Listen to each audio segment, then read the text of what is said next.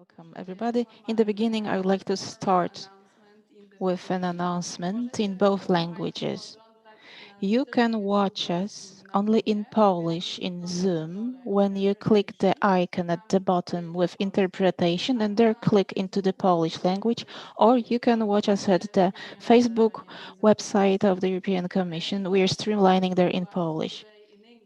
Choose English on your Zoom under the icon Interpretation, or find the YouTube channel of the European Commission in Poland, where we are streamed in English only. Thank you very much. Dziękuję. I teraz zaczynamy. Thank you very much. And I would like to open the meeting. I would like to welcome you all here at the webinar concerning the situation of LGBT plus people in Poland and Europe, organized by the European Commission, its representative in Poland, and the Agency of Fundamental Rights. My name is Karolina Zbytniewska, and I am the editor-in-chief of Euractiv Poland, and it is a great honor for me to host this very important meeting. We have 50 ambassadors who signed joint letter in defense of the LGBT plus society in Poland. And the Poland also listened to the address of the State of the Union by Ursula von der Leyen, who also mentioned the free LGBT zones in Poland 50 years after signing the document. We have LGBTIQ, ILGA, institution who recognized Poland as the country where LGBTI plus people have the worst situation in the whole European Union. It is a very difficult time for LGBT people and for Polish people who consider themselves as open and tolerant. It is also a problem for Polish image as a European democracy. We want to talk about the situation of LGBT plus against Europe in order to discuss potential solutions for this situation. We decided to organize the meeting, and we are here among the best portfolio in Europe. We will start with my short discussion with Helena Dallin, who is the European Union Commissioner for Equality.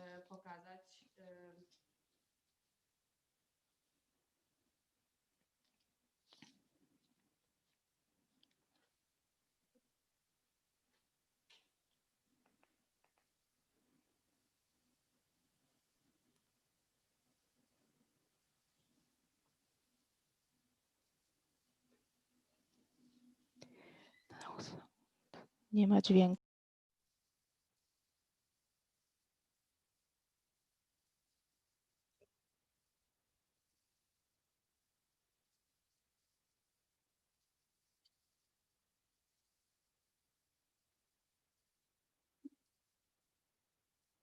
Grania. We have no sound for this.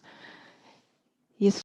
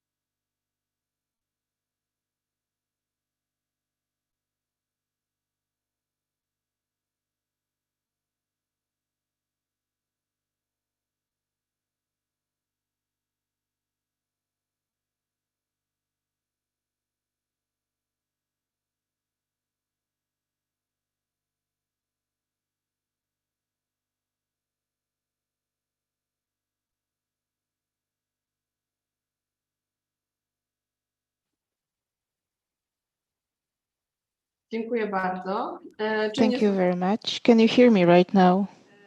Słyszałam, że były pewne Well, I na heard początku z that dźwiękiem in the beginning we had problems with sound concerning Helena Dalli's discussion, but the idea of our whole meeting and my meeting with Ms. Helena Dalli will be also published separately, and you will be able to listen to it later on. Now, I would like to introduce our organizer, the director, the head of the European Commission representation in Poland, Mr. Marek Prawda. I would like to ask you in reference to the state of the European Union by Ursula von der Leyen. The president said that there is no space for LGBT-free zones. She called it zones free from humanity. She meant Poland. What can we do to be able to have a country without LGBT-free zones? Ladies and gentlemen, good morning. I hope that you can hear me. First of all, I would like to welcome all the participants of our webinar, the speakers and listeners, and those who are following its development. And I am very happy that we can have this meeting here. The previous meeting took place on the 8th of September, and its title was How to Strengthen Human Rights Institutions. I know that over 6,000 people was following this meeting. This meeting today was planned to take place in connection with May report concerning LGBT environments, but the reality changed our plans. We had more time to think it all over,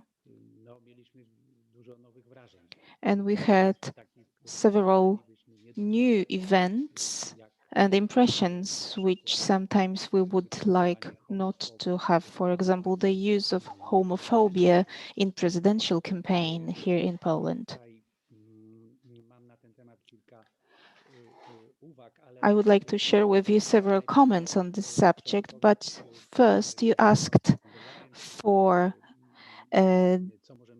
discussing the State of the Union speech by Ursula von der Leyen on what can we do with LGBT-free zones in Poland. I would like to say in short that at the end of May, two directors in the European Commission sent a letter to Polish regions and to everybody, but it was mainly addressed to the authors of those acts, and this letter was the expression of concern of the European Union. It was not only that the provisions of local governments are the source of law, because they are not the source of law, but they can have impact on administration's decisions concerning distribution of European Union funds. And here directors took the role of European Union um, accountants who are to supervise whether European Union money is distributed according to non-discrimination rule.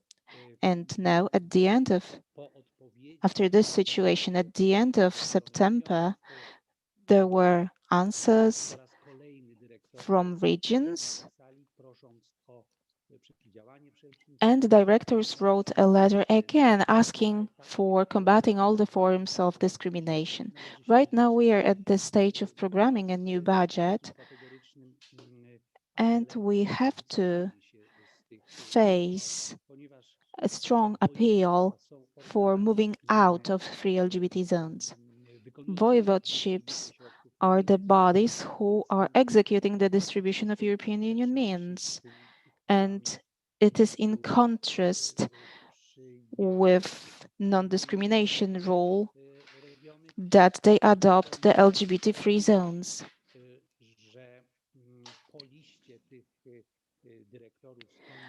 I would like to say here that at the end of May, the letter was sent, and in Poland, our courts only then started to see to the Polish Commissioner for Human Rights cases. Some of the acts on LGBT-free zones were made valid. There are several legal consequences of this event, of this legal event. Right now, we have several opinions of politicians. We can quote some of their opinions at the Human Rights Court as the basis for rejecting some applications. It can have impact on distributing European Union funds. I don't want to provide more details here. I just want to add one more comment concerning the letter of ambassadors.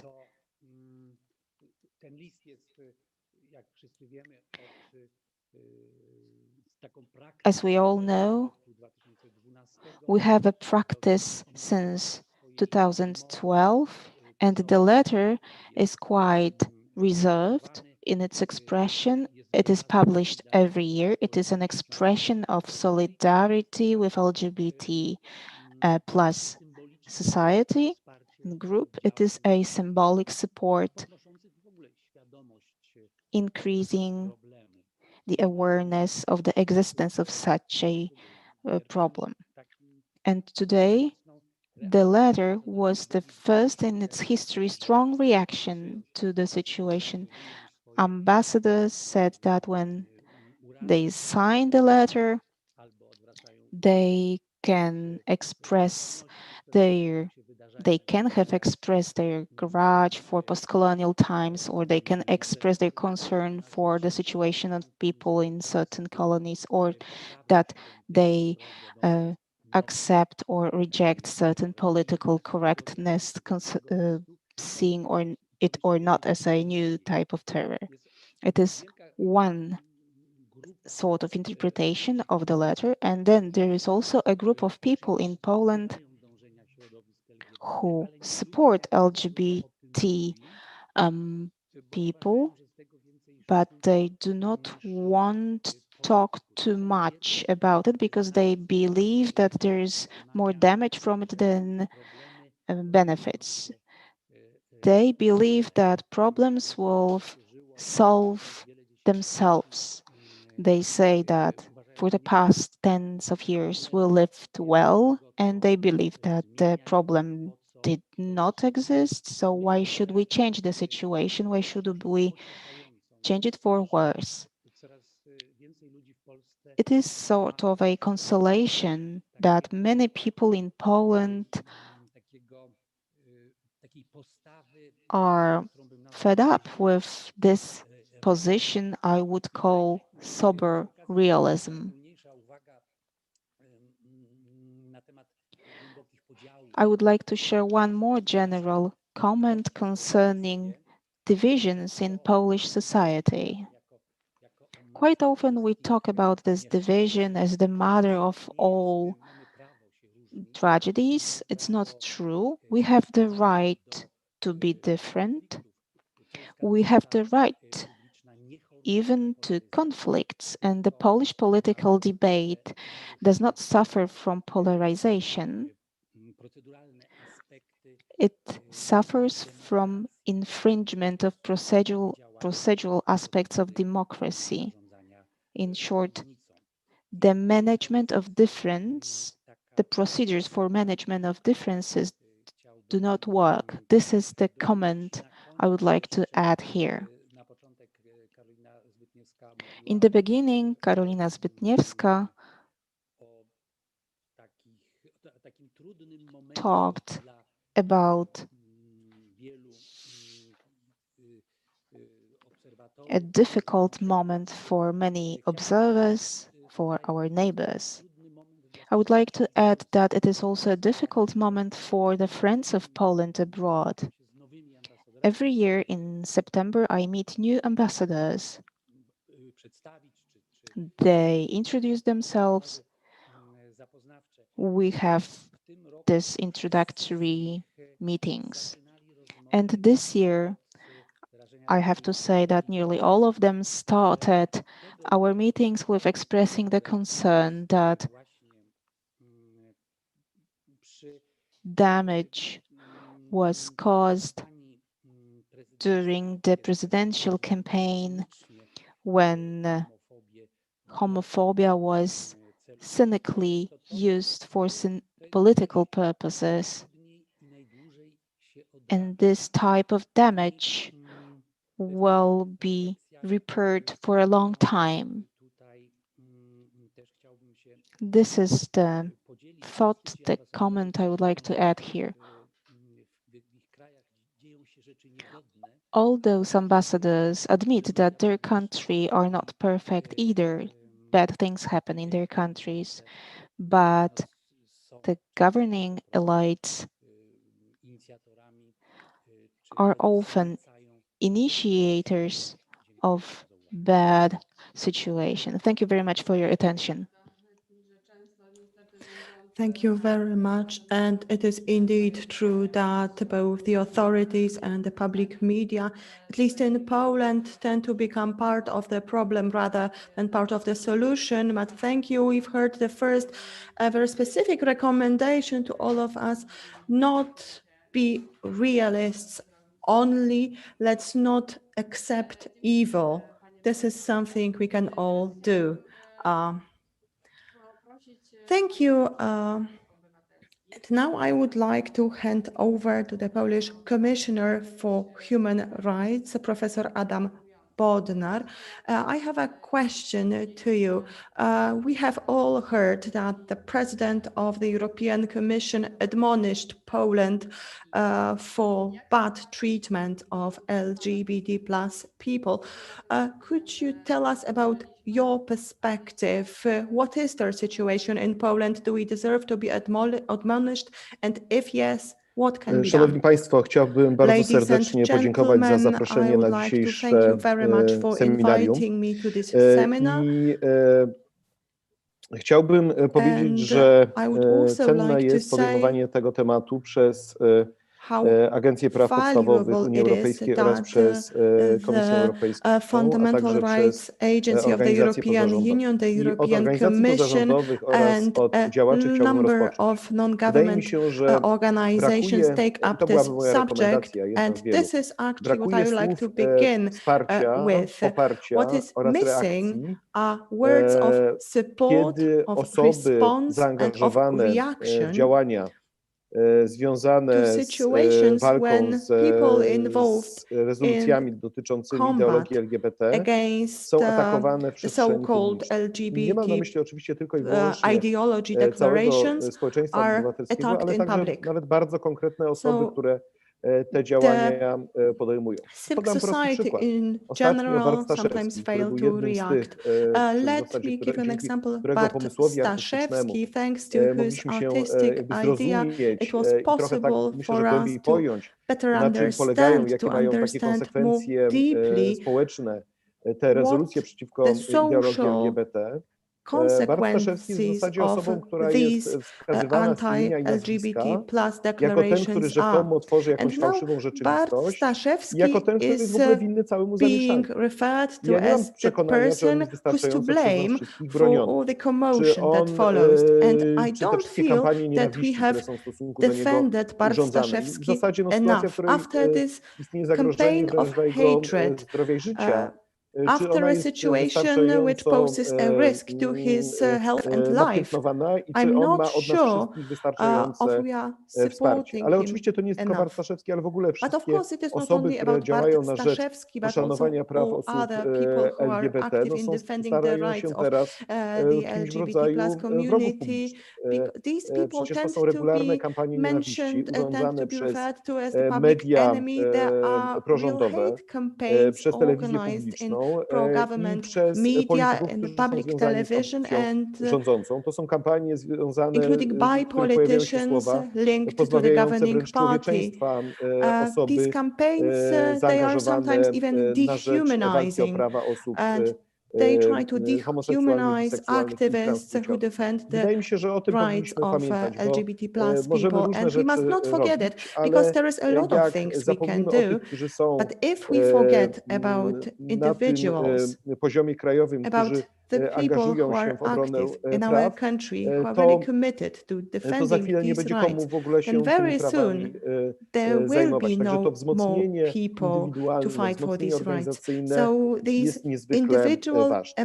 Pierwsza rzecz. empowerment Druga and rzecz, support of żyjemy w rzeczywistości, w individuals której is extremely temat important. praw osób Secondly, LGBT we are living in stał a się reality in which elementem the wojny subject of politycznej i LGBT zaczął być plus wykorzystywany people jako have broń become a w part rozgrywkach. of W political rozgrywkach, war and is powiedziałbym, z being osobami, które used mają as sprzeczną a wizję, weapon. czy inną wizję, jak należy So podchodzić in do porządku conversation with konstytucyjnego, your ale także opponents, with people who have a wojny czy different opinion rozgrywek about wewnątrz how the obozu rządzącego, czy constitutional nawet order można should powiedzieć be rozgrywek na zasadzie, kto treated, jest and prawdziwym within the liderem governing tej myśli camp as well. tradycyjnej, myśli prawicowej. I oczywiście to nie pomaga. In Natomiast ja nie chciałbym, to the byłaby right moja wing druga especially, rekomendacja, nie chciałbym they are doprowadzić being do takiej used sytuacji, as że an ktoś instrument wmawia as well. Polakom, And że I would not ochrona like przed to see a dyskryminacją ze względu na situation in which dyskryminację, someone że tries to ochrona przed convince dyskryminacją ze people względu na orientację that seksualną czy tożsamość defending płciową, against to jest coś obcego polskiej tradycji. discrimination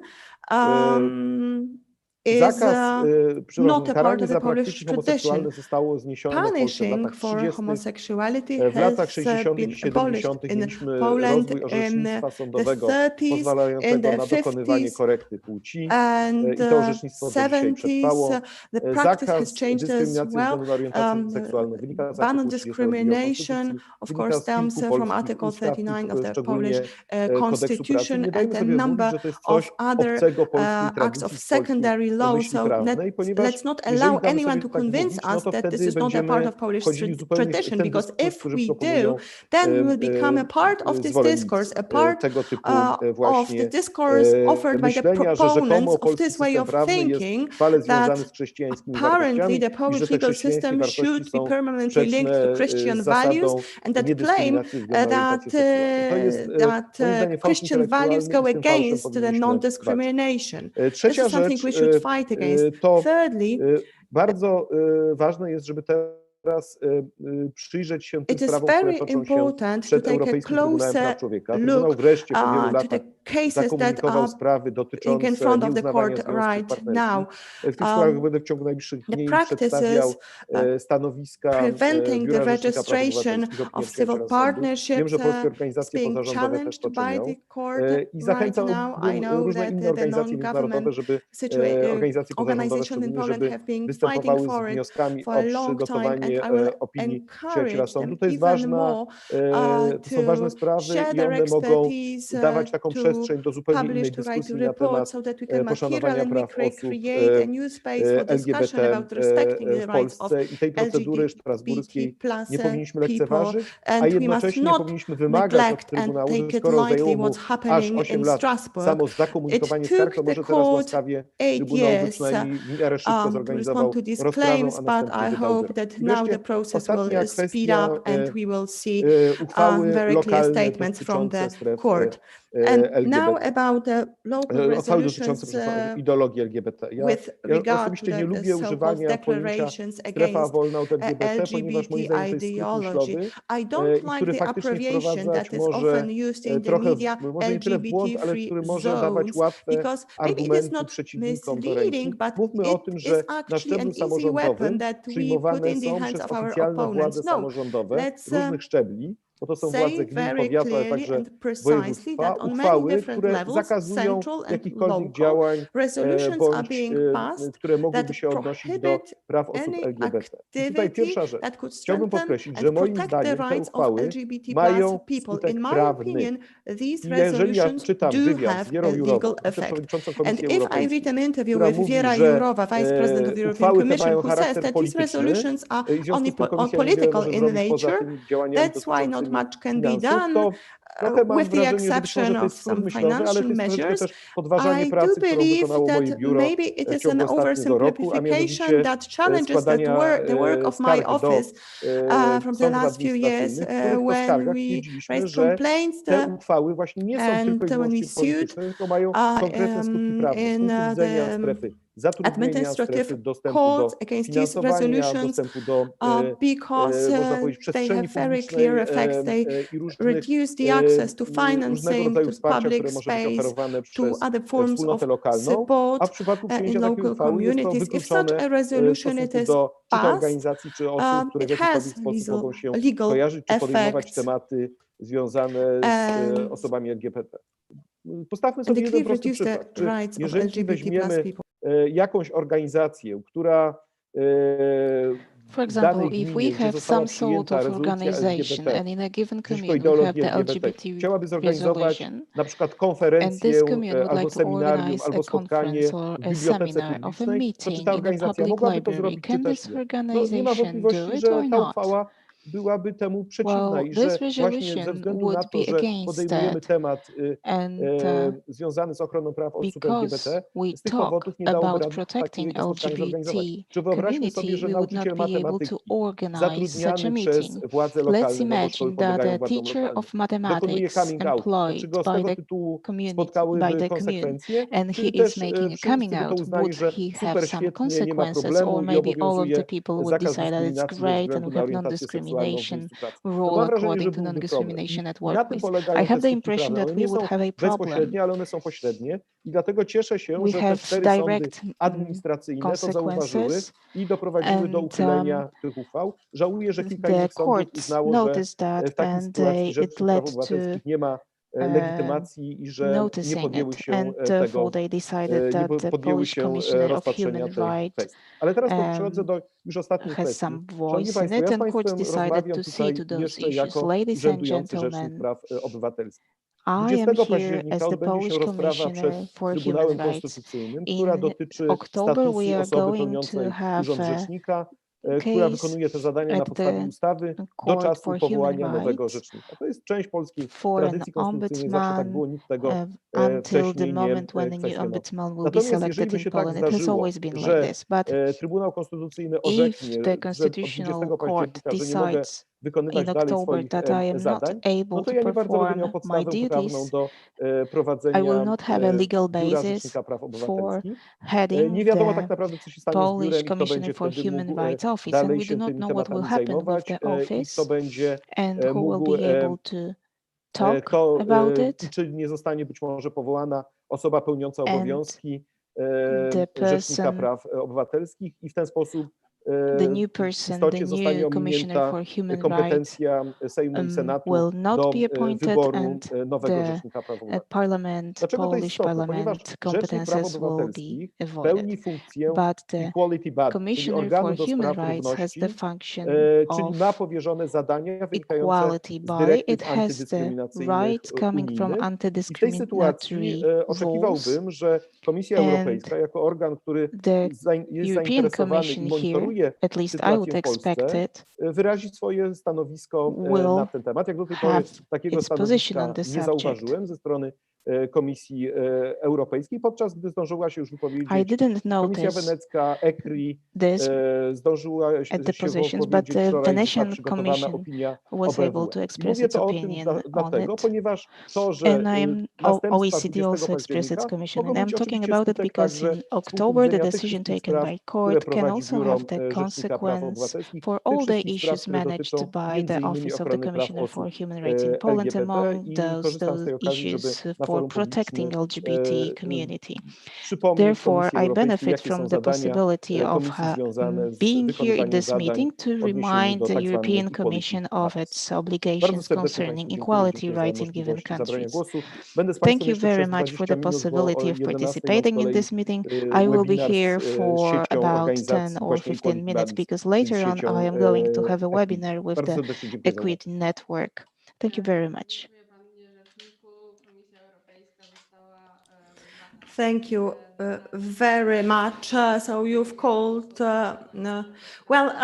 the European Commission has been called upon to address this subject. This is one of the reasons why we are organizing this conference in this group of experts, because we are hoping that through these steps it will be possible to overcome this situation, at least to some extent. And it is my wish for you personally and Bardzo to serdecznie all dziękuję. Polish people that you can stay in your role as Commissioner for Human Rights as long as possible. Now I would like to play the next statement from the representative of European Commission of the European Union. We've heard from Mr. Pravda already. Now I will play the video that has been recorded by Michael O'Flaherty, Director of the EU Agency for Fundamental Rights. Witam na polskiej premierze raportu z badań dotyczących sytuacji społeczności LGBTI w Polsce. Pierwsza publikacja odbyła się w maju 2020 roku. Dziękuję Agencji Komisji Europejskiej i panu doktorowi Markowi Prawdzie za zorganizowanie tego wydarzenia. Na początku chciałbym przedstawić dane, jakie wyłaniają się z naszych badań. Niestety są one rozczarowujące i zniechęcające. Zapytaliśmy, jak wiele osób doświadczyło prześladowania i przemocy w ciągu ostatnich lat. Liczba People, 58% said that they had indeed experienced harassment and violence in the past year. 5% of them said they had been physically attacked. Turning to the experience of discrimination for that 140,000 people, 43% said they had experienced such an act in the past year. And that figure, by the way, has jumped from 37% when we first asked these questions in an earlier survey in 2012. If you're trans, by the way, the figures are notably worse. The experience of discrimination for trans people in 2019 was 60%. We asked the 140,000 people how many of them have reported incidents of violence or discrimination to the authorities. Just 14% report attacks. Just 17% report discrimination. We asked people their experience of prejudice. Has it risen or dropped in their societies? Here across Europe, the figure was mixed. 40%, that's good, said it had dropped, but that's almost matched, 36%, by those who said that levels of prejudice have risen. We then asked people about their level of confidence in their state, in their governments, to protect them from harassment, discrimination and violence. 66% said across Europe they do not have confidence in their government. There's a very wide disparity, country to country, though, in that figure. In Malta, 83% said that they have confidence in the state to protect them. But here in Poland, just 4%. So what can we do? Let me leave you with 5 EU-wide suggestions that hopefully will inform the discussions today. In the first place, right across the EU, we have to do a better job of tackling hate crime. We need to make the attack on a person because he or she is perceived to be LGBTI, make that an aggravating factor. We need to transpose the relevant EU law. We need, quite frankly, to investigate and prosecute perpetrators. Second, we have got to encourage reporting. And perhaps the most important action we can take to encourage the reporting of attacks and harassment against LGBTI persons is to confront and address perceptions of or the reality of homophobia within our officials. Third, we've got to strengthen non-discrimination laws across the EU. And as an EU project, that reminds us of the importance, finally, of putting in place an equal treatment directive. Fourth, we need to develop, implement, rigorously apply action plans to promote plurality and diversity in our societies. And in this regard, I greatly welcome current and forthcoming initiatives of the European Commission across a number of the key areas. Fifth and finally, my friends, it's imperative that whatever we do, however we do it not for the LGBTI communities, but with them. We must work hand in hand to make the societies to which we aim. Thank you. Dziękujemy bardzo panu Michaelowi. Thank you very much. You've heard Michael O'Flaherty, Director of the EU Agency for Fundamental Rights. So it's important to remember we shouldn't do things for the LGBT plus community, but with this community. Now I would like to talk to Ms. Patrycja Pogodzińska, who also works for the EU Agency for Fundamental Rights. Ms. Pogodzińska is going to talk about the report that has actually triggered us in the idea to organize this seminar. The report is called A Long Way to Go for LGBTI Equality. Patrycja, I have one request to you. Could you please summarize the main conclusions of the report, the main findings? Yes, thank you very much. Some of these findings have already been referred to by Mr. O'Flaherty. It is true that in the last 5 years, we have only seen some improvement in certain areas and no improvement in others. The first study and survey took place in 2012. This time it also includes the age groups between 12 and 17 years of age and the intersex population. So the group of respondents was wider. So the survey was carried out in the second half of 2019, so which is and earlier, so it is more than 1 year ago. So before the incidents we have heard about before.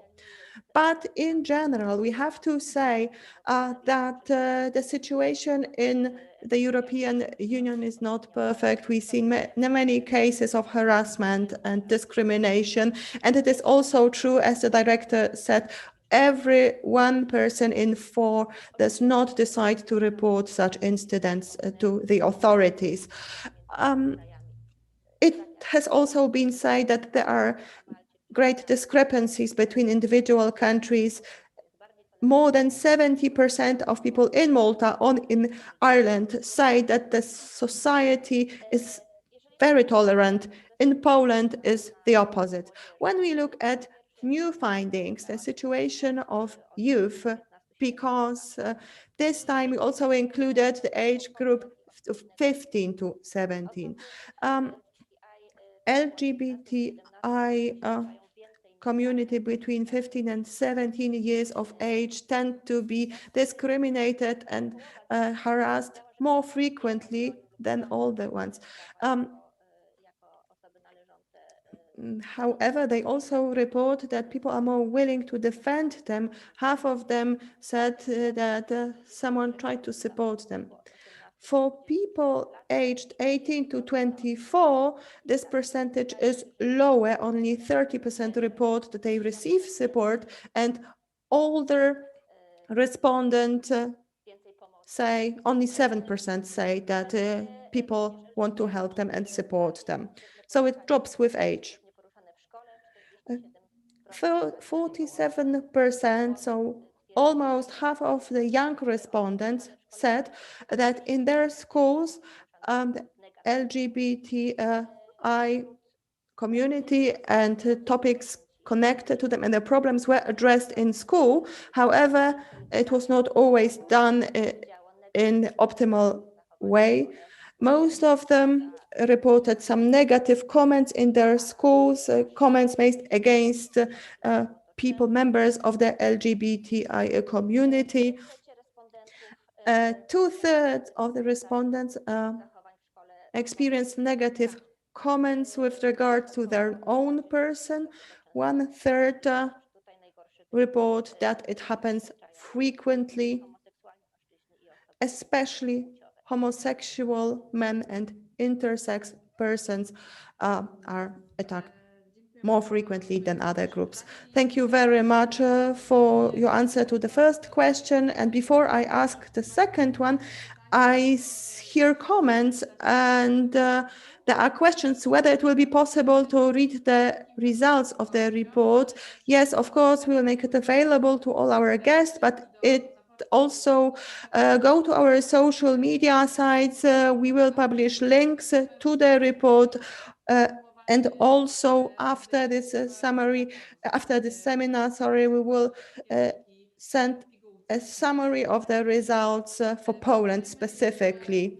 So in a nutshell. Back to you, Patricia. You mentioned that especially young people suffer because of harassment discrimination, which makes it all the more sad. And you talked about Europe specifically. Could we now take a closer look at our country and compare it to other countries? What is the situation of the LGBTI community in Poland? Yes, let me give you the figures for Poland.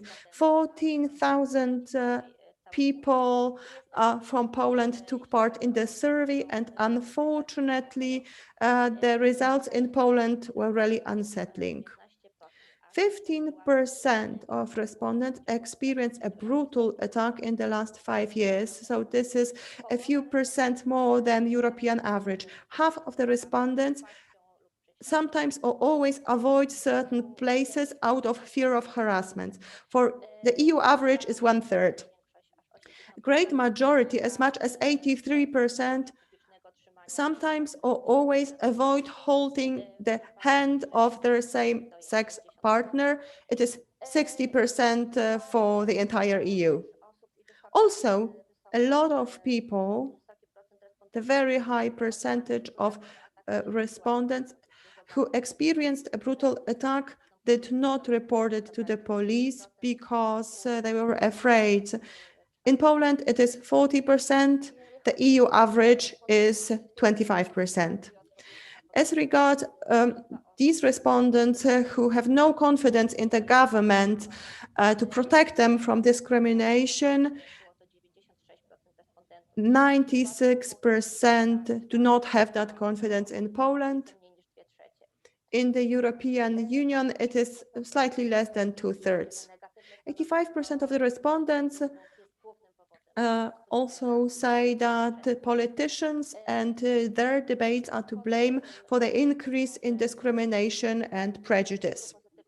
One of the few positive elements, and I think it is mainly thanks to the efforts of Mr. Adam Bodnar, Poland is one of the few countries in which almost all respondents know about the Commissioner for Human Rights. For European Union, it is only 60%. In Slovakia, Slovenia, and Luxembourg, it is as little as 30%. As regards the situation of children and young people, the 15 to 17 age group claims that school education, only 18% report that their schools tackle this subject in a neutral or positive way.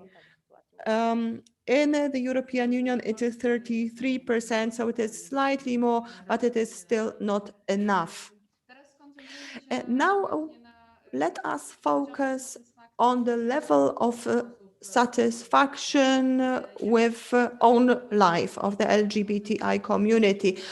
So what do the respondents say about their quality of life? Are they happy with it? And can we compare it to the results from the entire population? Yes, but I would like to go back to the previous results. When we talk about average results, uh, we have to remember that we are talking about 28 member states back then, and that we've seen great differences between individual member states. So we have to be very careful when working with average figures. We have to look specifically at individual member states. Also, the size of the sample were different in different member states. The bigger the sample, the more reliable the information. So this is what we have to bear in mind when we talk about average numbers. And now to the subject of satisfaction and being happy with life. Yes, we did ask about it, and people were asked to respond on the 0 to 10 scale. We used OECD factors. 0 means very unsatisfied, 10 very satisfied. And in general, the level of satisfaction in Europe is 6.5, but it is lowest for transgender and intersex population. But there are also considerable differences between countries. In Austria, the Netherlands, the respondents tend to be more happy with their lives. The level is 7.1. Inhabitants of North Macedonia and Poland are least satisfied. The measured level was 5.1. Of course, the possibility to be open about your identity, your gender identity does influence the level of satisfaction directly. We've seen a clear correlation. Those respondents who were not able to be open, who had to hide, were less satisfied, and those who can be open about their identity tend to be more satisfied with their life. Interestingly, EFRA compared the findings of this survey with the European study Eurofound from 2016, where the total European population, adult population, so 18 plus, was surveyed.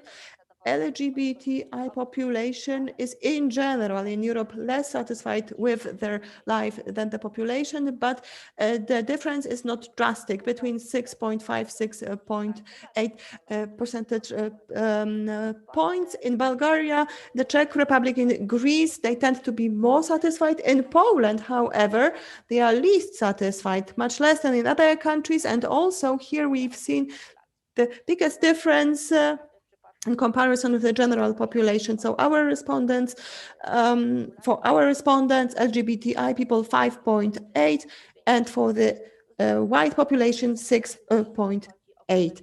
Also, it was very unsettling when we looked at the answers of 15 to 17-year-olds. It was 4.2 in Poland, the lowest number for all member European states, followed by Serbia with 5.1. When we compare the results, we can see that the more numbers, the more problems. And right now, at the end, I would like to ask you for the recommendation of the Agency for Fundamental Rights. What can we do? New provisions for LGBTI plus provide support for them by public authorities. They help them to be more open. We encourage them to have strongest community. In the 9 member states, most respondents, and in Malta it is over 80%, say that their government combats prejudice. In 10 countries, the share is less than 20%, and in Poland, there are only 4 respondents who share this point of view. When we see the development of legal solutions in the countries with high life satisfaction, and satisfaction with government. Ireland legalized same-sex marriages in 2015. Malta became the first country in Europe who forbid the conversion therapy in 2016, apart from a series of other legislative solutions uh, introduced. In countries where we have negative public discourse and the law is negative, we have lack of support of civic society, and the situation of LGBTI community and people deteriorates rapidly. It's worth to say that our data provide proofs, and it provides support for legislators to improve the situation. Civil society is indispensable for helping in this process. I would like to share with you one strong example that it's never too late and nothing is lost. Malta, during our research in 2012, had a very bad results. In the Rainbow in the Index IRGA Europe, who assesses countries based on legal and social situation, Malta had 0 points. Out of 30 countries, it was the last, and right now Malta is in the first place. It is one of the most progressive and most friendly country in the whole Europe. And it's been only 7 years for that change, and we can notice how much progress you can make in such a short time if you have political will. This legal situation overlaps with our results concerning life satisfaction of respondents in Malta and Ireland. In Greece, sorry, I didn't mean Greece, I meant Cyprus. And this country moved in the European index from 19th to 33rd position. It's due to politicians and political strategies and legal changes. So there is hope, but of course, we have to take into consideration those results. We have to develop the zero tolerance for discrimination culture. We have to encourage reporting crimes. As Michael Faraday mentioned, we have to assure that nobody will have to feel the need for hiding its gender identity or sex orientation. We have to focus on young people, transgender, intersex people. We have to provide proper environment at school. We have to cooperate with school administrators and heads. We have to stop bullying, harassment. We have to provide educational materials concerning people LGBT community so that it's not associated with any disease. We have to be active and say that intolerance and discrimination is not acceptable in any aspect of life. We have to focus on discrimination, cross-discrimination, when a person is discriminated due to more than one reason, and the situation of such a person is much more complicated. These are the most important ways to follow, and in our report they are described in more detail. I encourage you to read the report and other information on our website, allowing for getting data for particular countries and comparing it in many ways. There are much more data than what we were able to put in the report, and this data may allow organization, non-governmental organization, and authorities to find and identify the areas where action is most needed and most urgently needed. Thank you, Ms. Patricia. I joined the invitation to everybody to read materials on the FRA website concerning LGBTI plus and to read the report A Long Way to Go for LGBTI Equality. Thank you once more for your participation. Before we move on to our panel discussion, I want to say that during my interview with Helena Dali, there were problems with the sound, and after posting the interview, Mr. Adam Bodnar had an appeal to the European Commission for Action, and Ms. Patria Pogodzińska is talking about some concrete actions for the European Commission to do. Right now, I'd like to publish this film with sound. We are speaking today of the situation of LGBT plus people in Poland and Europe. And it is an extreme honor that we can discuss this topic with the top European official responsible for inclusion, for equality, and fight against discrimination, the EU Commissioner for Equality, Helena Dalli. Welcome, Mrs. Commissioner. Great to have you here. Thank you, and I want to thank the European Union Agency for Fundamental Rights and the European Commission representation in Poland for organizing this very important discussion, especially at this point in time. Thank you. Thank you. I have 3 fundamental questions to you as regards the topic of our today's discussion. So the first one, Treaty on the EU, Charter of Fundamental Rights of the EU, as well as laws and constitutions of member states assert attachment to the respect for human rights, including the rights of persons belonging to minorities, and against any discrimination based on any ground, such as, for example, sex, race, color. Still, LGBTI people are discriminated against, lacking access to the same rights. How does the EU plan to defend the rights of its citizens?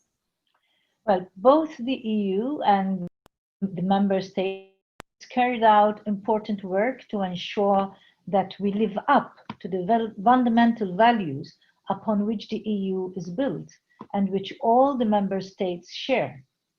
Nevertheless, I agree with the title of the report of the European Union Agency for Fundamental Rights, which says that there is a long way to go for LGBTI equality.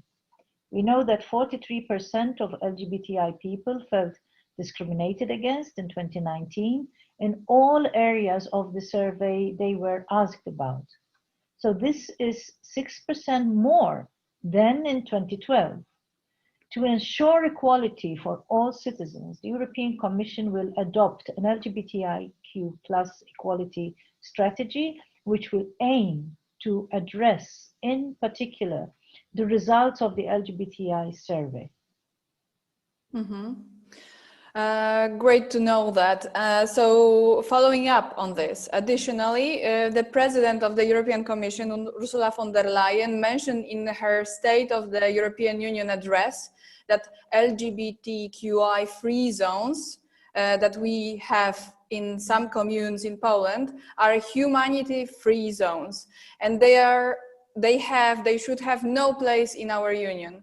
What decisive and concrete steps are to be taken to eradicate the existence of humanity free zones in the EU? Well, as stated, as you mentioned, by President von der Leyen, the European Commission is committed to end LGBT ideology-free zone declarations. Mm-hmm. Being LGBTIQ is not your ideology, it's your identity. We will continue to make sure that all member state authorities fully respect the treaties and the Charter of Fundamental Rights, including when implementing EU-funded projects.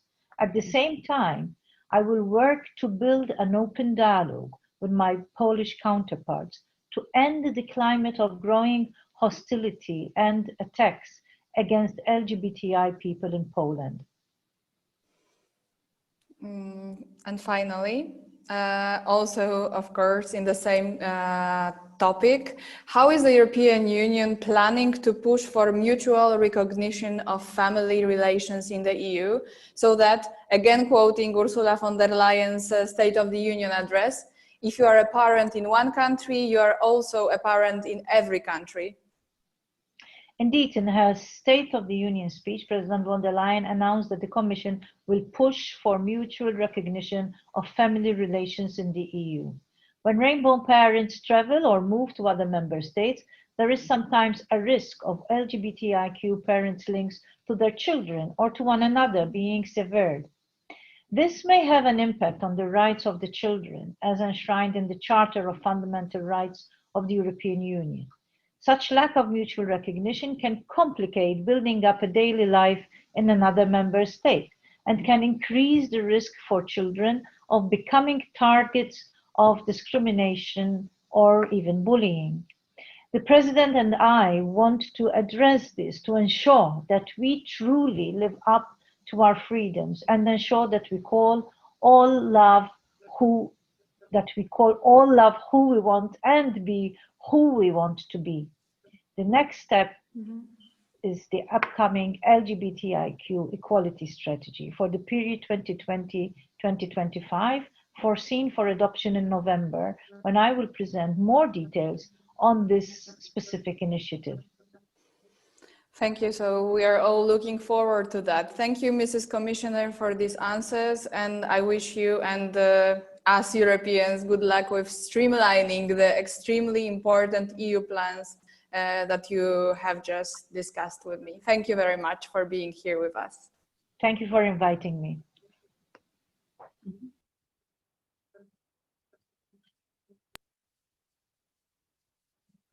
Thank you. Przepraszam, język polski. Sorry, I started speaking in English, but I wanted to say thank you to the European Commission. Again, thank you for helping us invite Commissioner Dalli. And now we will continue with our panel debate. Our panelists will be Anna Mazurczak from the Polish Society of Anti-Discrimination Law, Ola Kaczorek from Love Does Not Exclude Association, Aneta Dekowska, Akceptacja Association, member of the parliamentary team for LGBT plus equality, member of parliament Hanna Gil-Piątek, and Paweł Kurek, Kraśnik City Council member. Kraśnik is referred to as LGBT free zone and also 5G free zone. And why don't we maybe follow the same order in which I have introduced you, and begin with Anna Mazurczak. Together with Mr. Winiewski from the Prejudice Research Center of the Warsaw University, you wrote a legal comment to the report we've heard about from Ms. Pogodzińska and earlier from Mr. Flaherty. What were your main conclusions? What needs to be done first in order to improve the situation of LGBT plus people? Thank you. First of all, I would like to thank the EU Agency for Fundamental Rights for this survey. And I think I'm speaking on behalf of all lawyers in Poland who defend LGBT plus people in Poland. We use your survey, your report very often when we try to persecute hate crimes. So I'm very, very grateful to the agency, and I hope that this survey will be repeated regularly so that we can observe the changes in the situation in Poland over time. Together with my colleague, indeed, we wrote a short text, a legal comment, and I would like to share with you 3 conclusions we've had when we analyzed the survey results. Ms. Pogodzińska mentioned it in part. So first comment refers to life satisfaction. In most countries, LGBTI people have a similar level of life satisfaction compared to general population. However, in Poland, the discrepancy is very big, and this situation is unique for Poland. LGBT plus people in Poland have a relatively low life satisfaction compared to general population. Average life satisfaction in Poland is rather high, which means that in a relatively happy and satisfied society, we have a minority who's relatively unhappy and has low life satisfaction. And this is unique for Poland, which means that in other countries, there are people such as Serbia, North Macedonia, LGBT plus people have a low satisfaction with life, but in general, their general population has also a low level of satisfaction. And in countries as happy as Poland, let's say Germany, there are no discrepancies. The level of violence or discrimination or homophobic behaviors is actually similar between Germany and Poland, and yet LGBT plus people in Poland are much less happy than in Germany. We ask ourselves about the reasons, and some reasons are suggested in the report of the Agency for Fundamental Rights. So these are, for example, homophobic statements made in public or official statements of the hierarchy of the Roman Catholic Church or statements of politicians made in public media. So the amount of such statements is alarming, and we believe that it really translates into a relatively low level of life satisfaction of LGBT people and the perception of the scale of violence, harassment, and discrimination in Poland. Unfortunately, we believe that not much can be done because we don't have effective legal instruments that would defend this community, because some of these statements are not seen as a crime by Polish law. What would also need to change is a situation that makes it possible for people to be open about their identity in a safe way. These people should feel that they can talk about their identity in every sphere of their life, whether private or professional. So if they have to hide their identity, their fundamental rights are not being fulfilled. Compared to other European countries, the situation is worse than it was in Poland, and our advice would be to try to empower LGBTI people also on a local level so that they can feel included and feel safe to come out. One of our conclusions was also that the recommendations of the agency are not always adequate looking at the situation in Poland, at least not in today's condition. So unfortunately, right now it is hardly possible to expect that such resolutions would be adopted on a local level. There are only two cities that did it in Poland, Warsaw and Gdańsk. In general, in Poland, on a huge scale, local communities adopt these anti-LGBT declarations and other documents that are aimed at excluding these people from the community rather than building an inclusive community and making them feel a part of that community. No, they actually do the opposite. So not only does Poland fail to implement the recommendation of the agency, but it violates them in a very direct way. And it seems more adequate in Poland to abolish the resolutions that have been passed. Of course, can go to court, and we are very grateful to the Commissioner for Human Rights that he does it, and he challenges these resolutions in front of administrative courts. So we believe that from Poland, it would be more adequate to call for abolishing these resolutions first, and only then go for adopting more positive ones. There is one light at the end of the tunnel, should be one connected to support. It was said already that The LGBTI community believes that the Commissioner for Human Rights is a person who can support them, and a very high percentage of people is aware that this institution exists. This percentage much higher compared to EU average. Also, when people were asked about the reasons for the growth and increase in prejudice and homophobic violence, respondents explained by the negative discourse of politicians in public. There is one more thing that is on one hand positive and uplifting, but on the other hand, it is a sort of commitment for us as allies. LGBTI people look up to community leaders as the ones who can bring about a positive change. We've seen differences in the figures and the responses from Poland and other countries. So if LGBTI people in Poland look up to anyone as a source of hope, they mention community leaders and a civic society, which actually puts an even higher burden on us, on allies. This is a great responsibility, even if we don't see positive changes in the legislation or in the politics. The civic society can give hope, can provide support.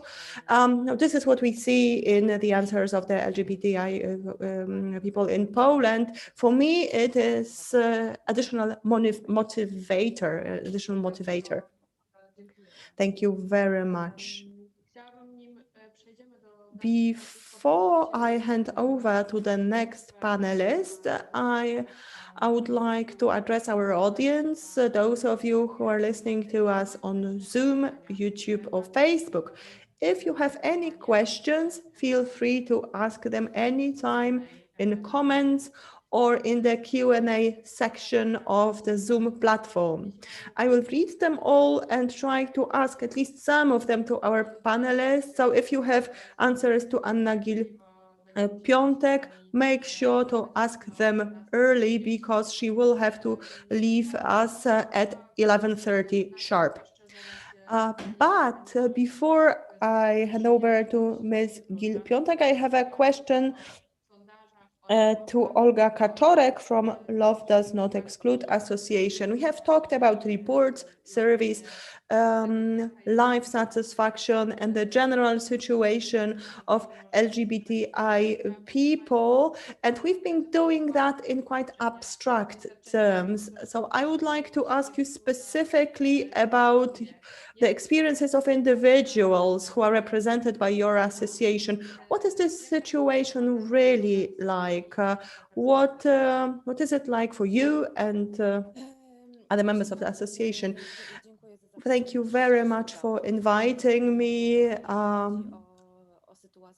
As regards the situation from individual perspectives of LGBT plus people, thanks first of all, I'm very happy that LGBT plus people have been invited to the table. Michael Flaherty mentioned it. He said that we should not be trying to build this perfect society for LGBT plus people, but with LGBT plus people. I would say even more on that note and say that just let LGBT plus people build their reality and support them. We are active. We really do a lot. But of course, we need allies, especially in this specific situation we've seen just now, because the situation is hard. And it is hard both for activists or just regular LGBT plus people who are not very active, not in public, because right now you don't have to be very visible in public in order to be threatened. The scale of homophobia and transphobia that we've seen, this wave that has overcome us, is unprecedented. We haven't seen it in the past. Over the modern history of Poland, of course, there were different situations, but we've never seen anything like that.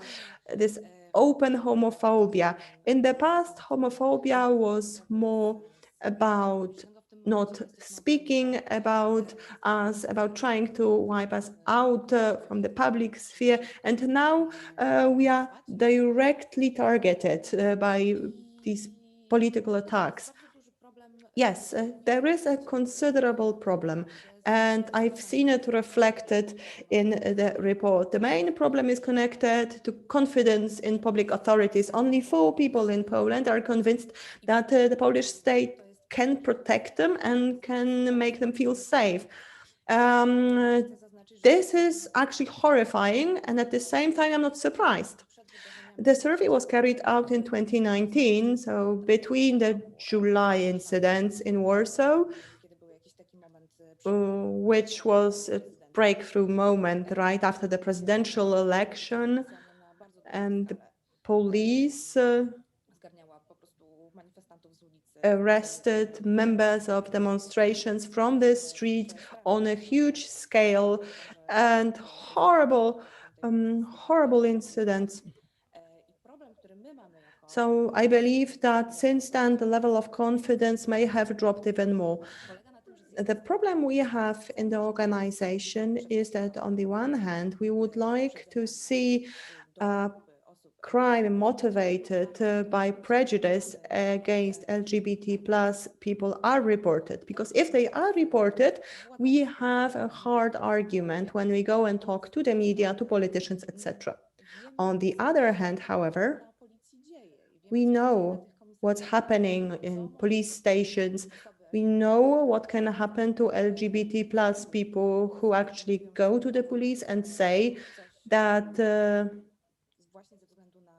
something has happened to them and something has been done to them because of their orientation or gender identity.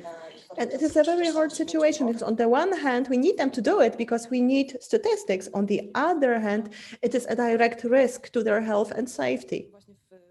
Because what's happening in police stations right now can be very dangerous at times. So what we really need is, I'm not sure, maybe more training, or maybe just we should, maybe the entire system should be turned upside down, because we have instruments, we can train people and organizations, but we need allies from different levels of administration, local governments, but also politicians on a central level and foreign politicians. We need their support to change this reality. But if we don't, if the authority doesn't change, not much will change, but we can have the grassroots activity for our strategies, and that's where we need help. Thank you very much. Thank you very much for your participation. Now we would like to have questions to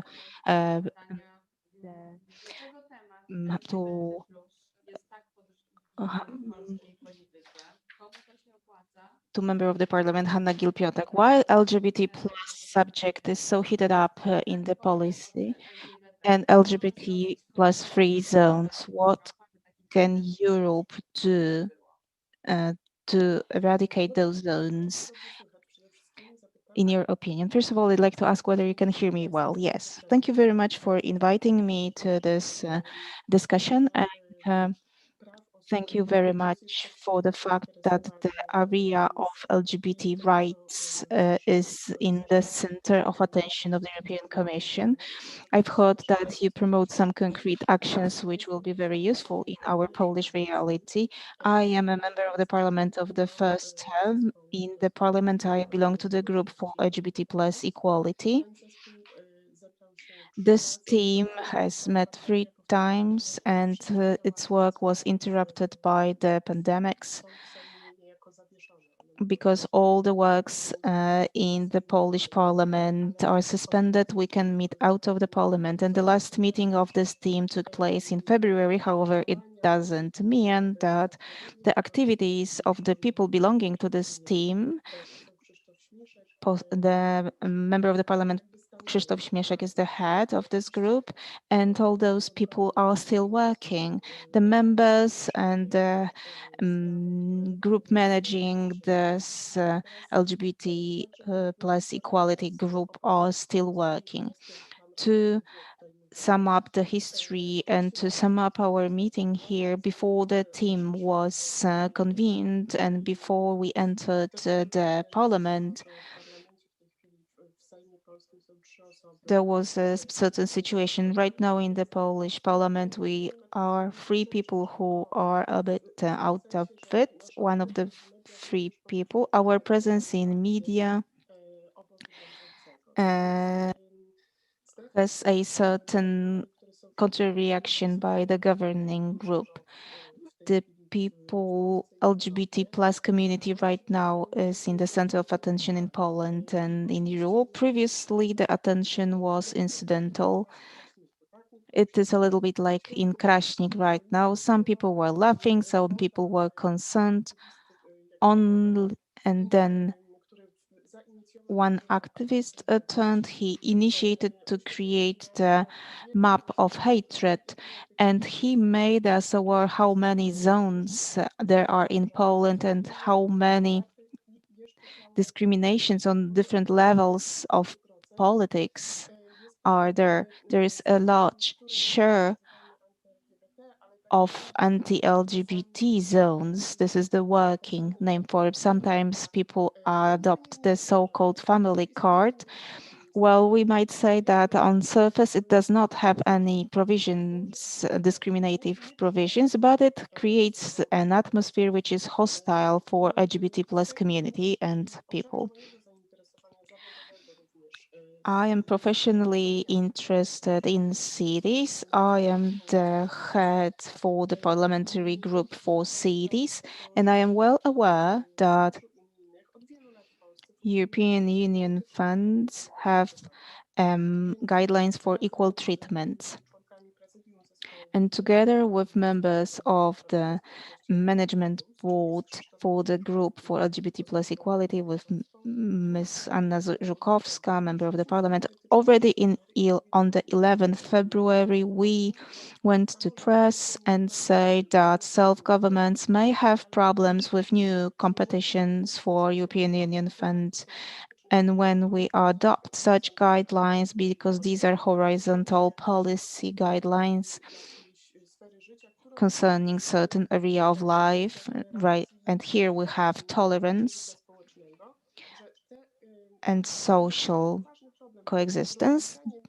We said that those self-governments may have certain problems with future competitions and settling present projects, and you, Commission, had a certain reaction. Two directors in May took voice concerning this subject, and then we have a very clear voice of Ms. Komisarz Dali, which we would like to thank for very much. And those two competitions, like the Partnership of Cities and Local Development from Norway funds, received refusal for funding for communes. So we see that money comes from a certain source, and at self-government they are not distributed, then they have impact on decisions, they have impact on local policies.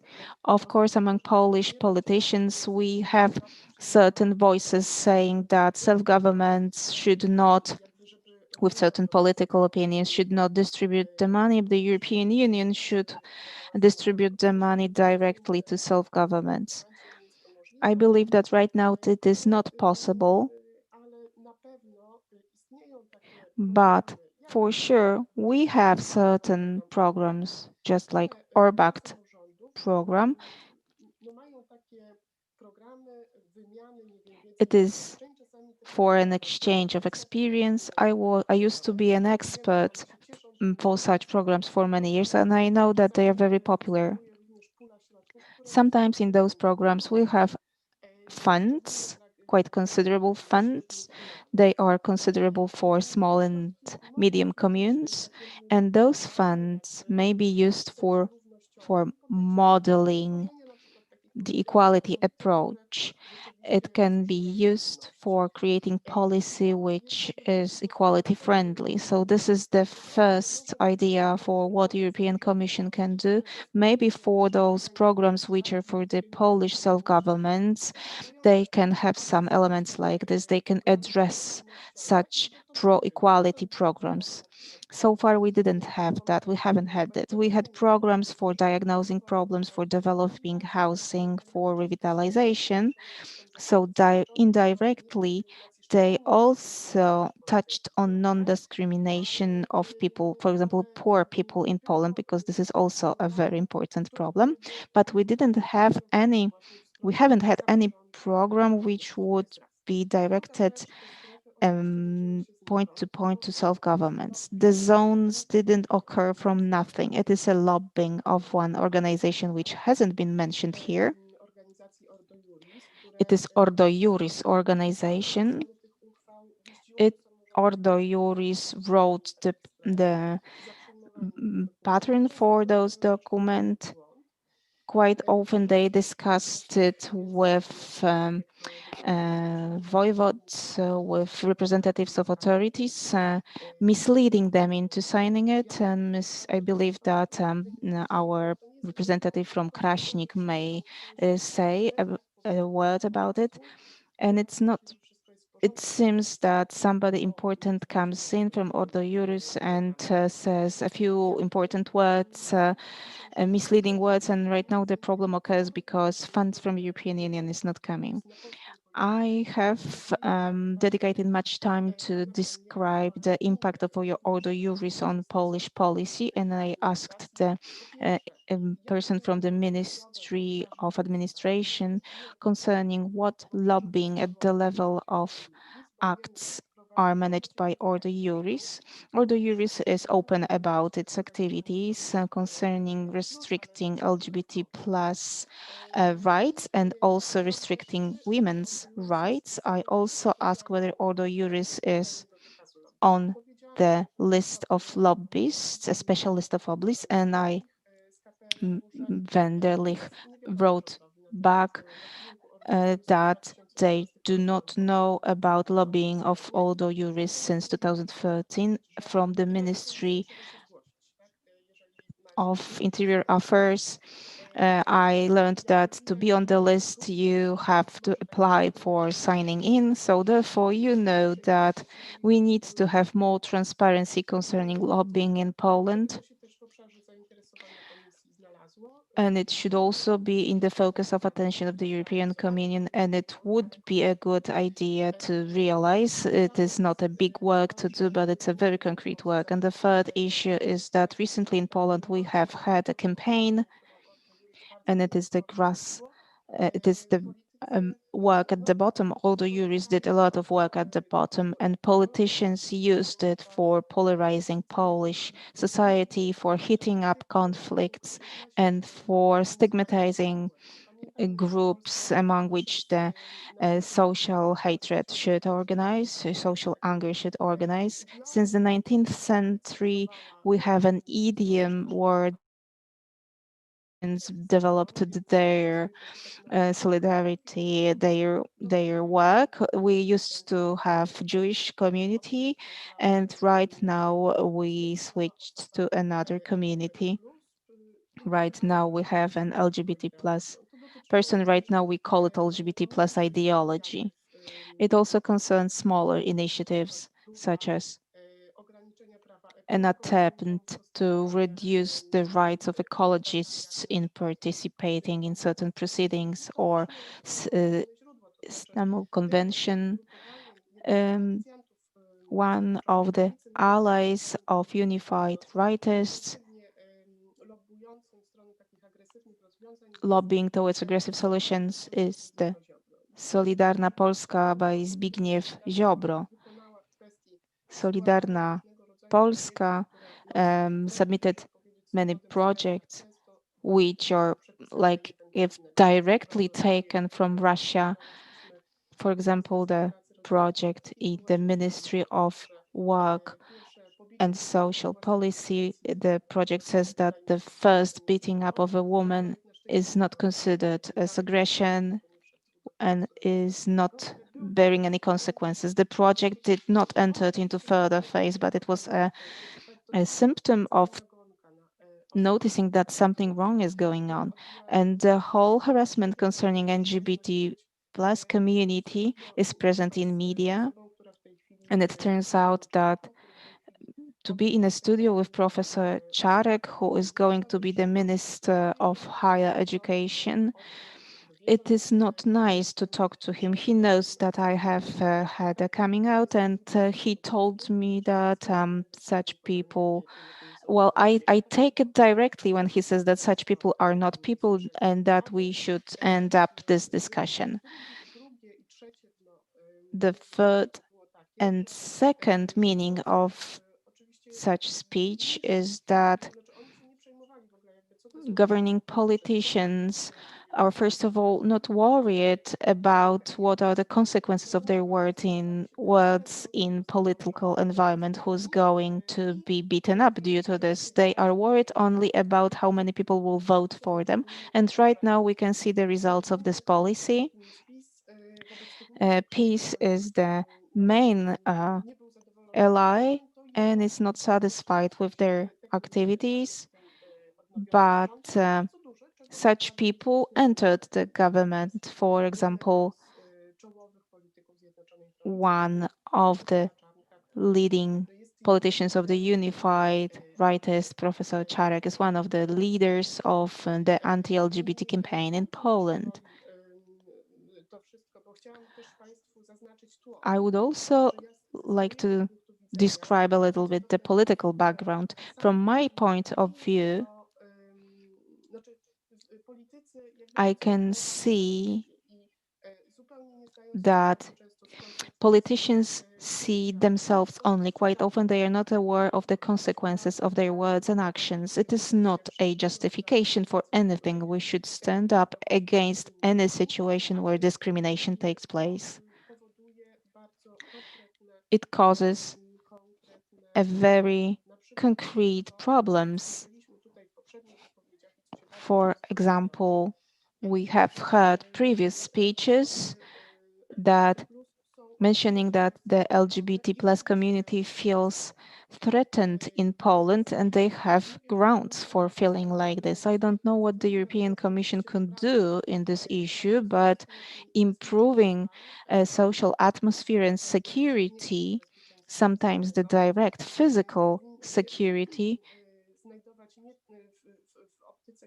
should be in the focus of European Union and in the focus of following certain indicators and actions, increasing awareness and encouraging good development of the situation. One of the most important things where European Union can be active is the non-obvious situation. It is the child psychiatry. And just like we had in the report that the youngest members of the LGBTI community who are very vulnerable, adolescent children. Adolescence is very difficult in general, and in addition, it is exacerbated by negative comments from their peers at school. They are under a lot of pressure, and children's psychiatry is at a horrible level. It was supposed to develop. There was a special program that, however, was stopped earlier this year in the spring because of the pandemic. So in hospitals, children have to stay in beds, in the corridor, in dirty laundry. In the whole Podlaskie region, there is no single psychiatric ward for children, and yet the index of cases is skyrocketing. The percentage of children who commit suicide is also growing. Of course, not all these suicides are motivated by hate speech, but a considerable number of children who took their own lives has been caused by these problems, the problems of children's psychiatry. So I would like to draw attention to this area as well. We believe that it is part of the healthcare system, but it is also a social subject. And the Prime Minister is boasting with high amounts of money that Poland will receive for development.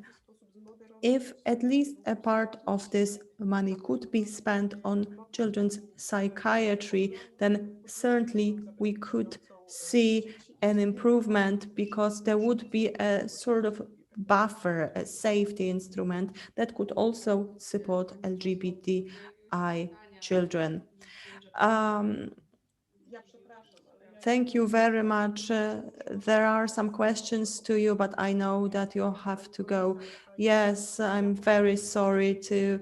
I should have left 10 minutes ago, actually. So unfortunately, I have to say goodbye now. Thank you very much for being here with us and for your important statement. Ms. Gil-Piątek mentioned the suicide rates among children. My next question goes to Aneta.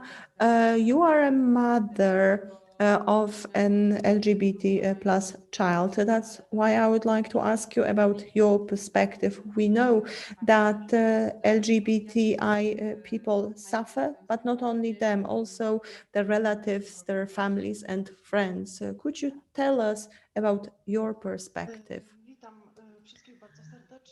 Good morning, ladies and gentlemen. Thank you very much for inviting me. I would just like to make sure if you can hear me. Yes, we can hear you. Thank you. Yes, it is true. My child, my daughter, belongs to the LGBT plus community. My daughter is a lesbian. I almost became the mother-in-law of Ola. And she's been in a relationship with my Victoria for 14 years, which makes me very happy, but I'm looking forward to a moment when their legal situation would be regulated. I want my children to be able to get married in Poland. I want this moment to be respected and made special for them, because LGBT people have their dignity and want to live just like everyone else. But today we haven't been talking about dignity. We have been talking about safety. When I started my activities 8 years ago, the situation in Poland was different. We wanted to fight for marriage equality, for civil unions, for persecuting hate speech.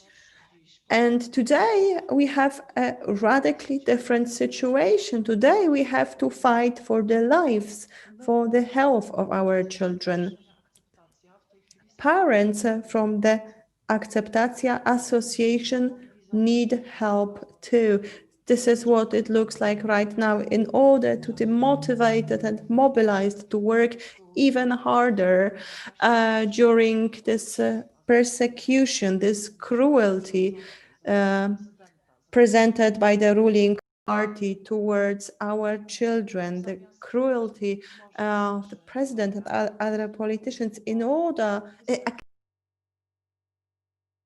instead of intensifying our activities, we are influenced by what is happening, the feeling of fear. We fear about our children, our friends from the LGBT community. So it has come to that right now we need support too.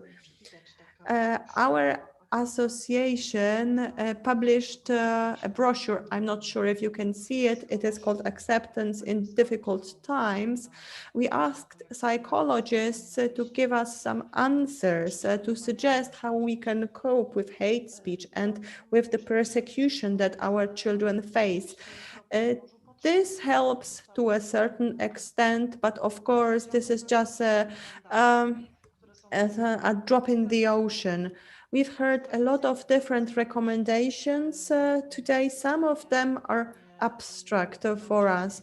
Training and education for teachers, for the police, strengthening psychiatry. How can we do it if we have no access to schools? Yes, 7 or 8 years ago it was possible. We paid visits to school.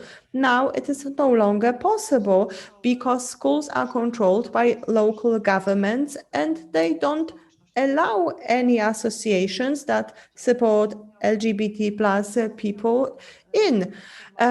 Mr. Marek Pravda mentioned or used the term sober realism or sober realist. I don't know, because for me in Polish, I associate it with someone who thinks they are better or than everyone else. I don't think we need that. We need allies. Um, but what we see are people who give advice from this superior perspective, saying, do that, don't do that, to make sure. Can you hear me? I'm not sure we needed, no, a realist should be maybe more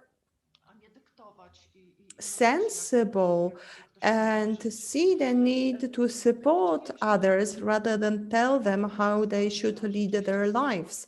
We would like to see some support from the outside, because from the inside, one can say that we are active. The Acceptacja Association and the Love Does Not Exclude Association are very active. Ola and her associations provide a lot of support, especially to young people. It is incredible. And yet the figures we've seen in the report are horrifying. As a mother, I mean, my heart almost stopped. And I also agree with the comment about psychiatry. For adults, the situation is rather good. I receive support from a psychiatrist, and also she has prescribed medication. And thanks to this medication, I'm able to function.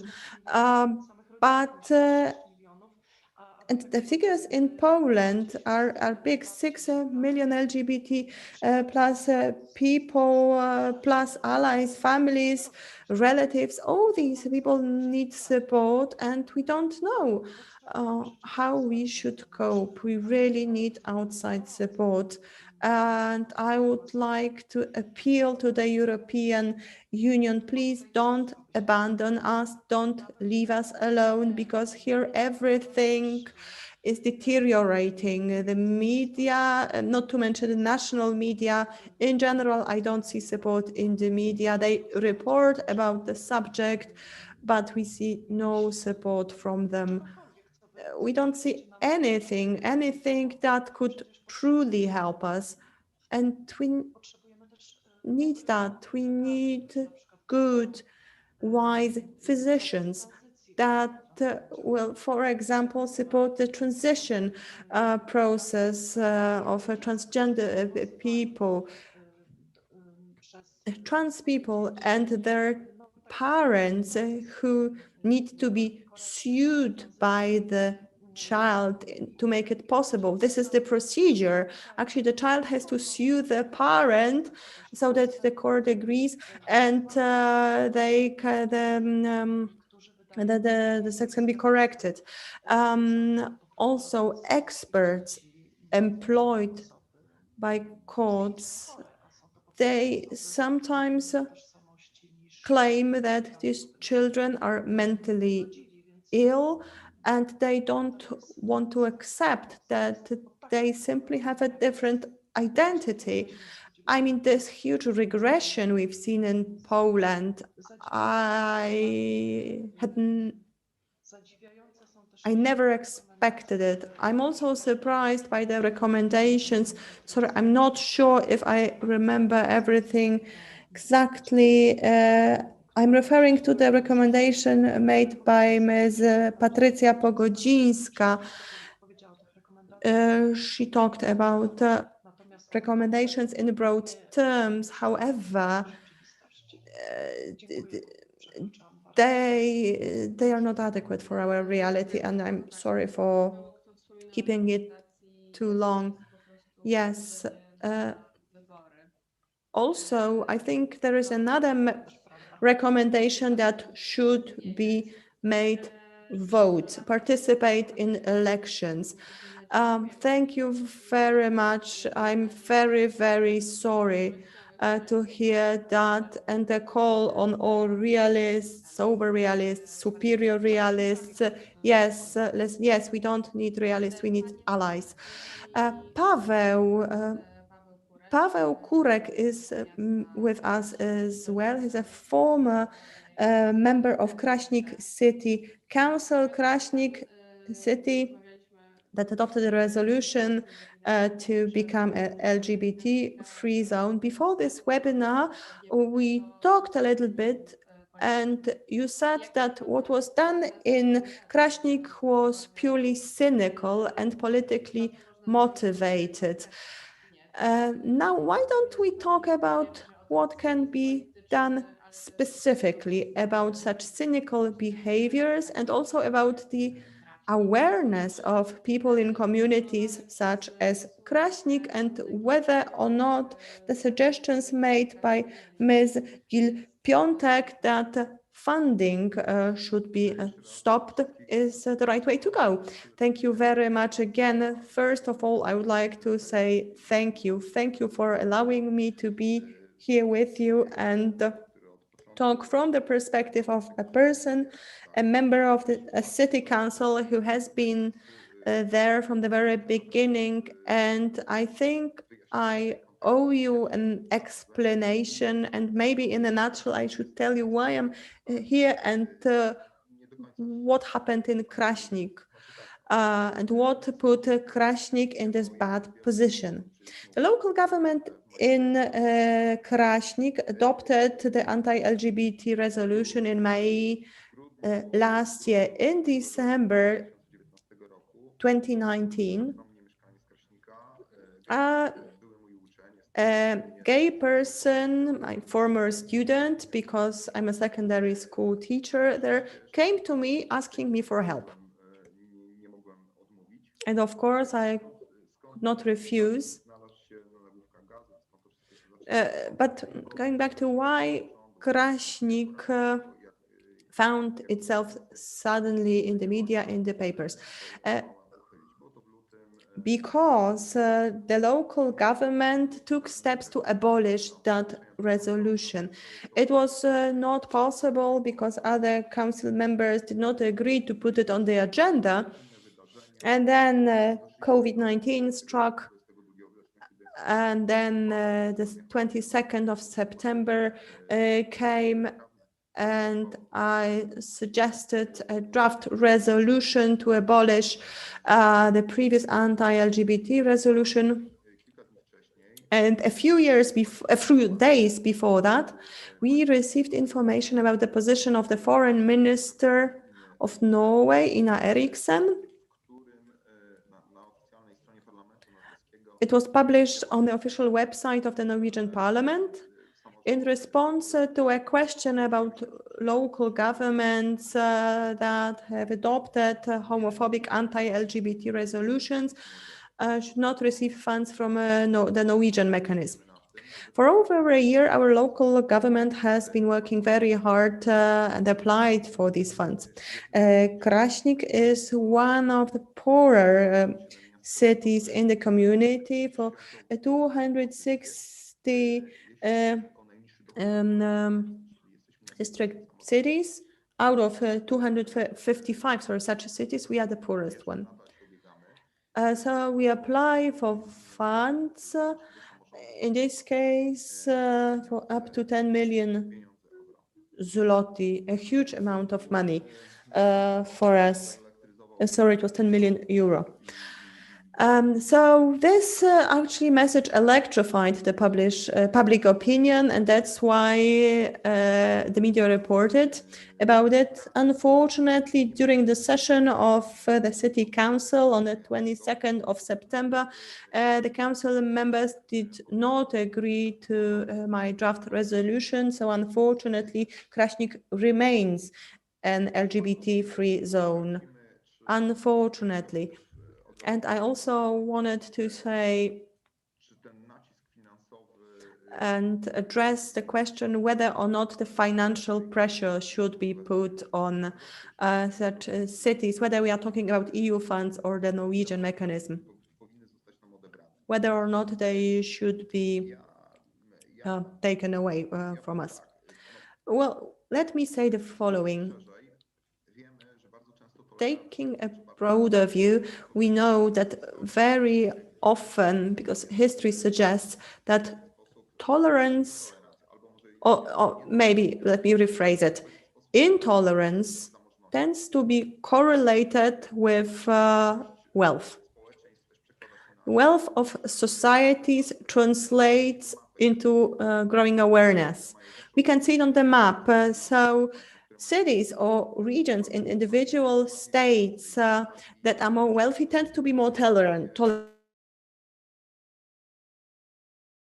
Or we have self-governments adopting anti-LGBT resolutions are less common in the west of Poland than in the east. It results from financial opulence of those regions. Should we be punished for the fact that we accepted such resolutions, that we adopted such resolutions, that we have them?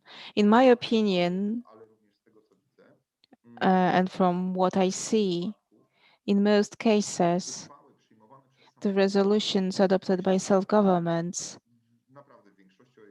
in majority, if not all of them, are conditioned and motivated and encouraged by higher levels of authority.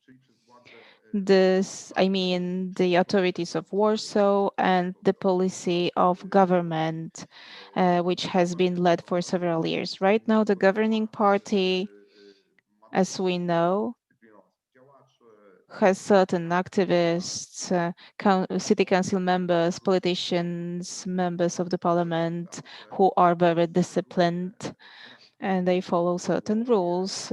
By the rule, members of the council, of members of the parliament, they do not take certain decisions themselves. And when we thought of self-communes, communes, powiat, local parliament groups, they receive green light from their superiors through, I don't know how they are encouraged, but it all comes from the top, from the governing party.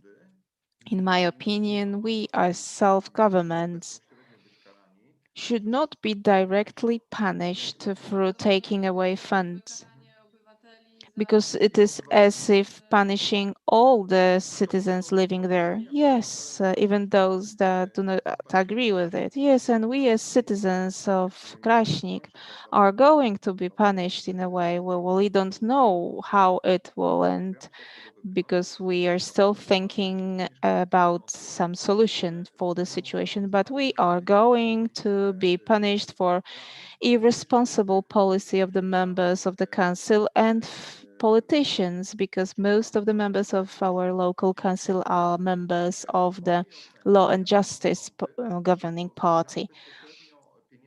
So the direct discontinuation of funds is as if punishing all the situation without solving it.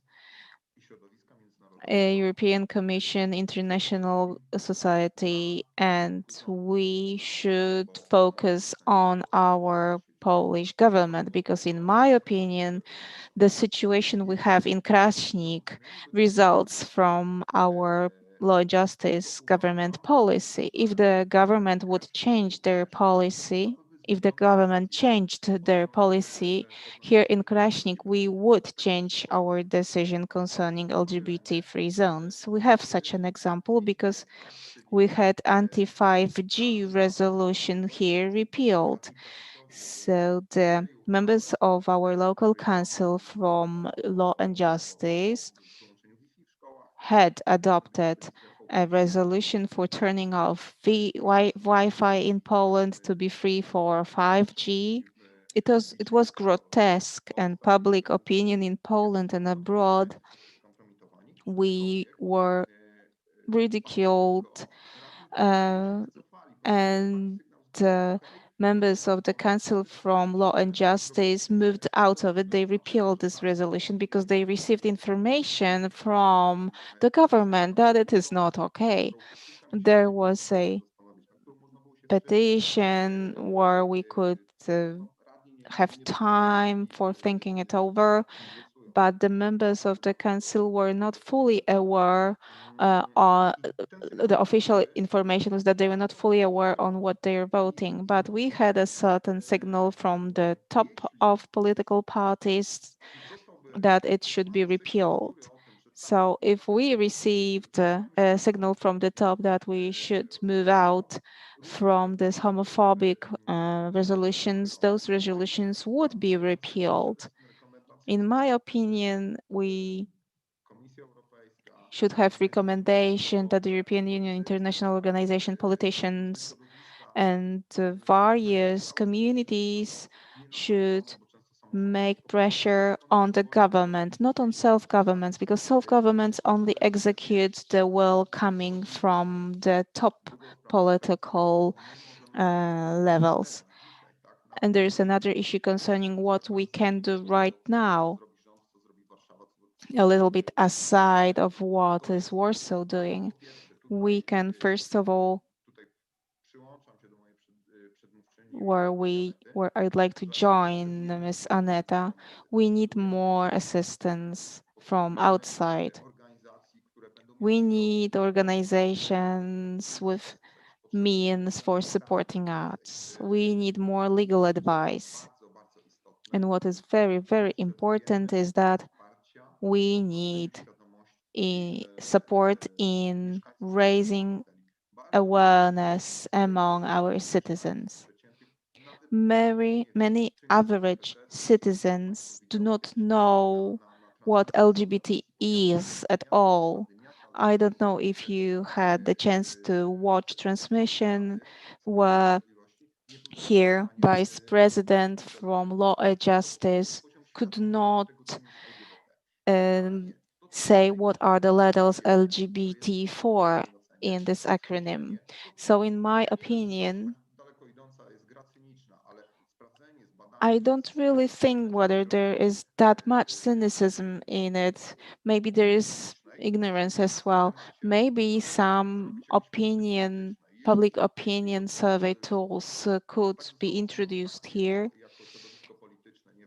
We were assessed as a certain environment, and if we can get some political points from out of something, we do it. But maybe some people are not aware of what are the consequences, what is the damage for us as community, as a local community, what is the economic damage, what is the image damage. For just a few percentage points in policy, we do a huge damage to self-governments, and we do a huge damage to Poland, and it happens every day. That's why we need this support. Quite often, young people, and I teach people in higher school, they do not know where they can seek help. They don't know where they can call. We have this little here as if LGBT monster with which you can scare the local community. Of course, a large role was played by the Catholic Church in Poland and its position. Well, delicately speaking, they do not help. One trivia is that 1 week ago in Krasnik, in one parish there was a newspaper, a brochure, and then a brochure was added to it about me when I was criticized as a local politician who is fighting for LGBT, and the church is joining such a discourse. So we have a central pressure. We should have the central pressure, the pressure on our governing party.